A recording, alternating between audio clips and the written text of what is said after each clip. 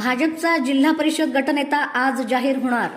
जिल्हा परिषद निवडणुकीत सोलापुरात पहिल्यांदा भाजपला सर्वाधिक 38 जागांसह पूर्ण बहुमत मिळाले आहे। येत्या 18 मार्च रोजी अध्यक्षपदाची निवड होणार आहे। त्यापूर्वी भाजपच्या गटनेतेपदाची निवड मंगळवारी 10 मार्च रोजी जाहीर होणार आहे। दरम्यान राष्ट्रवादी काँग्रेस, अजित पवार गट आणि शिवसेना शिंदे गट यांनी अगोदर मोहोळ तालुक्यातील उमेदवारांच्या पक्षांच्या गटनेतेपदी निवड केलेली आहे।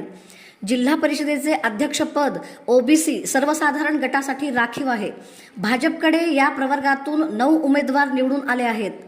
त्यापैकी कुणाच्या गळ्यात अध्यक्षपदाची माळ पडणार हा औत्सुक्याचा विषय ठरला। ग्रामविकास मंत्री तथा पालकमंत्री जयकुमार गोरे यांनी अध्यक्षपदाबाबत चाचणी केली।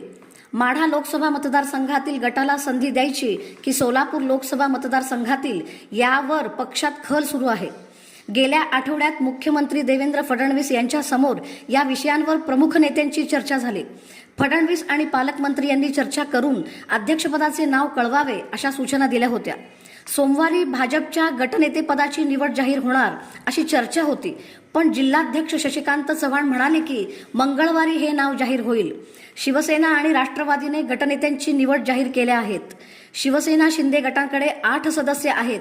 पेनूरचे चरणराज चौरे यांची गटनेतेपदी निवड झाली आहे, तर राष्ट्रवादी काँग्रेस, अजित पवार गटांकडे पक्षाचे 11 सदस्य असून मोडणीमचे विजयराज डोंगरे यांची गटनेतेपदी निवड जाहीर केली आहे।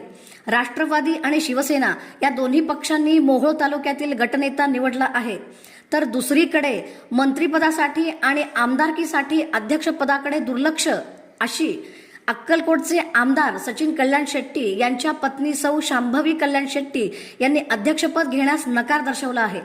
झेडपी अध्यक्षपद ऐवजी मंत्रिपद मिळवण्यासाठी कल्याण शेट्टी इच्छुक असल्याचे कार्यकर्त्यांमध्ये चर्चा आहे। बार्शीतील सर्व जागा भाजपने जिंकल्याने माजी आमदार राजेंद्र राऊत यांच्या गटाला अध्यक्षपद मिळण्याची खूप चर्चा होती, पण राऊतांना अध्यक्षपदापेक्षा विधान परिषदेत जाण्यावर रस आहे।